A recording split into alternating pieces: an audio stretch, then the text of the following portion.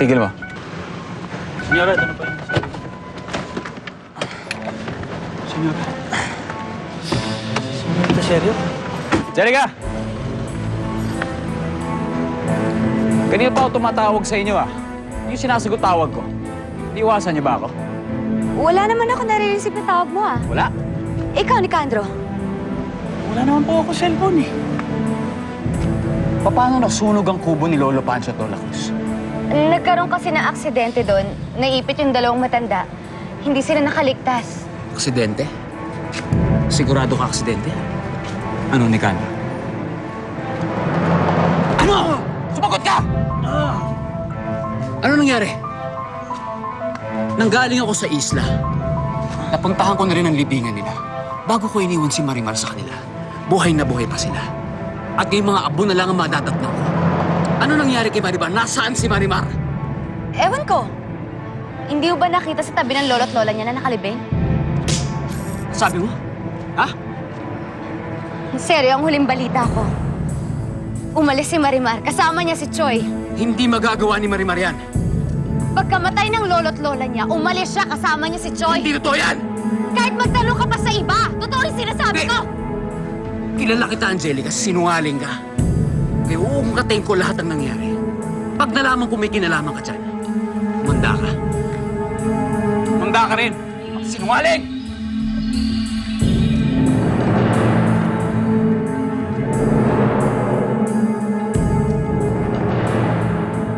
Mukhang si Judge Jimenez ay nasusuhulan na rin ni Renato Santibanez. Halatang pinapaboran nila ang depensa nila.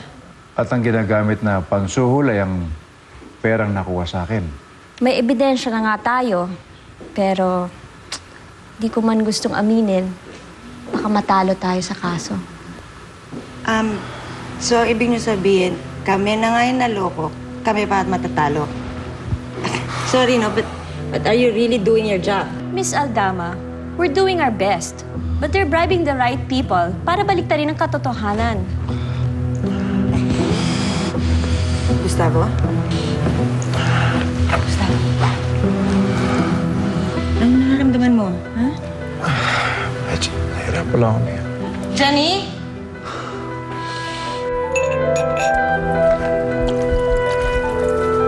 Bata,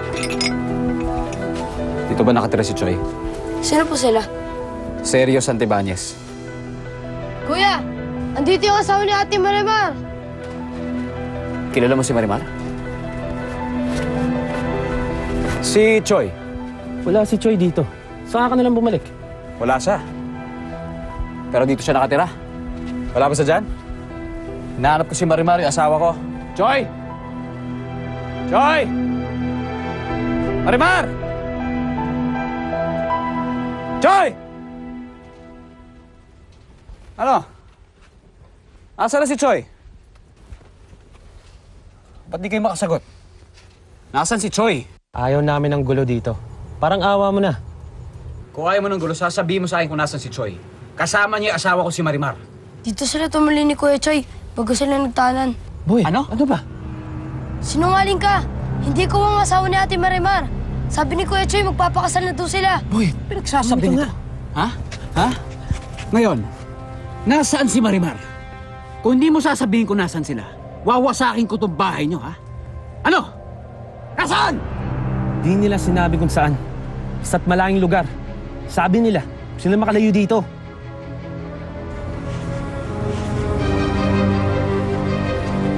Sabihin niyo kay Choi, hinahanap ko siya. Sabihin niyo, humarap siya sa akin, magpakalalaki siya.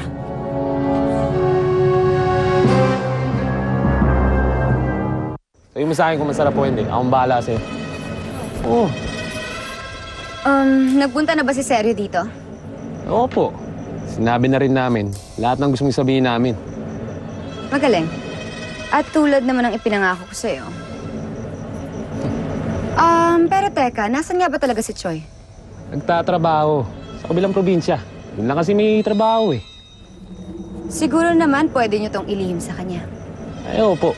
Di po yan malalaman ni Kuya Choy.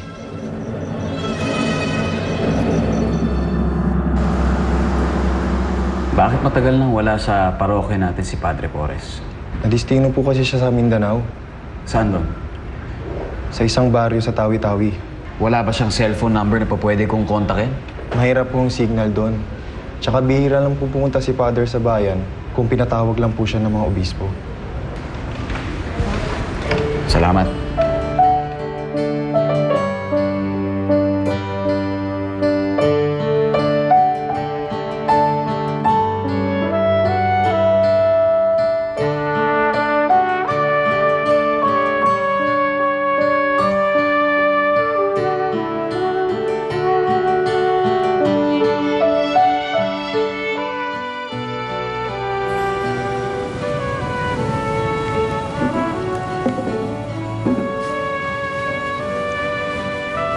Hello, Hepe? Yeah, si Sergio Santibanez to. Nakulong daw dyan yung asawa ko, si Marimar Santibanez, sa presinto nyo. Gusto ko lang sana malaman yung mga detalye ng pangyayari. Hahanapin po muna namin ang records niya. Sige, sige. Tawagan mo ako agad, ha?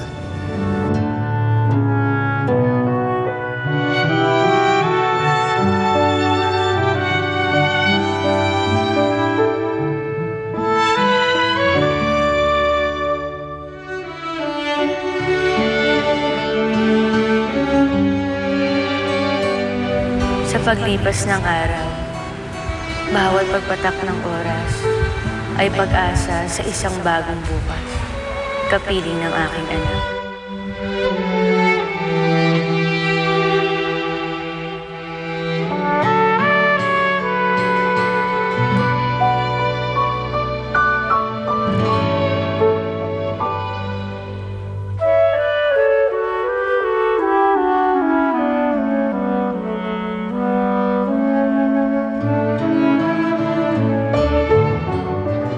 I'm sorry, Senyor, pero hindi po dapat kayo umiinom while under medication.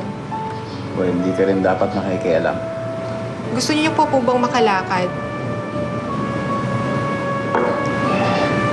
Gusto ko makita ang asawa ko.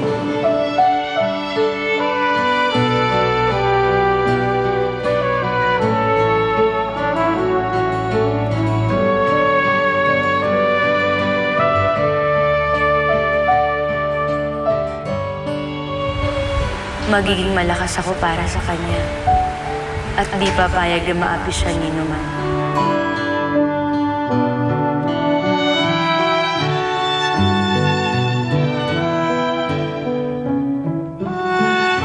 Ano, Hepe? Ano ng balita? Wala pa rin? Ano, ginagawa niyo ba yung pinapagawa ko? Hinahanap niyo ba talaga? Paano papalaki lang kayo ng tiyan dyan? Daan-daan ka sa pananalita mo. Hindi lang kaso ng asawa mong hawak namin dito. Ah, leche!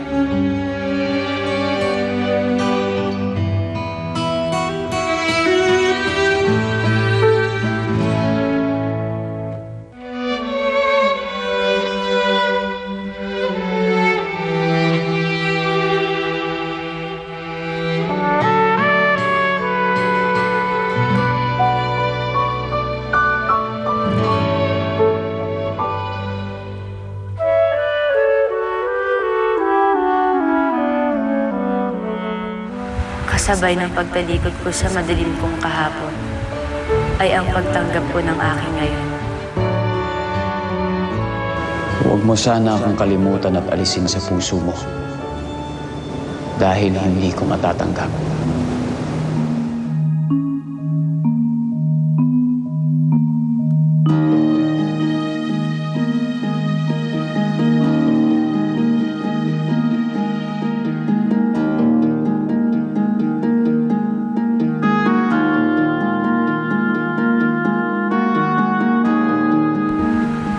Di ko na mahihintay ang pagyakap ng isang magandang kinabukasan.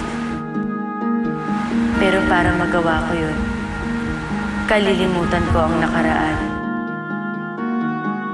Mula ngayon, wala na si Marimar. Ako na si Belia.